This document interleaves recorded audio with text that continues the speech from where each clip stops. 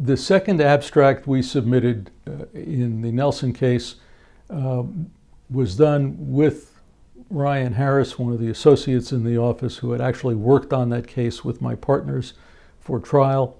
And this involved an actual analysis of Mr. Nelson's case. He was a young man who in 2005 started having chest problems, which were diagnosed in 2007 as a virus inflaming the lining of his heart called viral pericarditis.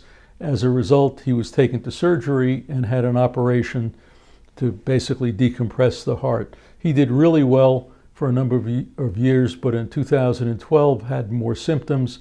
And when they went and biopsied a new mass that they found, they discovered it was mesothelioma.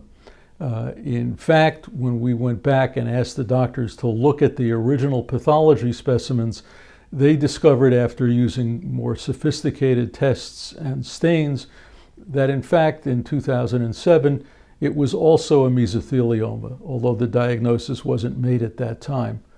Mr. Nelson was treated and ultimately passed away, but he lived 7 years from the time the disease first presented. As far as we can tell, this is about the longest survival known in the medical literature. In fact, in Mr. Nelson's case, although the doctors didn't realize that they were operating on a mesothelioma patient, in fact, they did what is the equivalent of the now fairly standard lung operation of a pleurectomy decortication, which is to say they took out as much of the tumor as they could from the membranes, not on the inside of the chest, but rather the one around the heart. And as with patients with pleural mesothelioma, it turns out that this helped Mr. Nelson survive a very long time.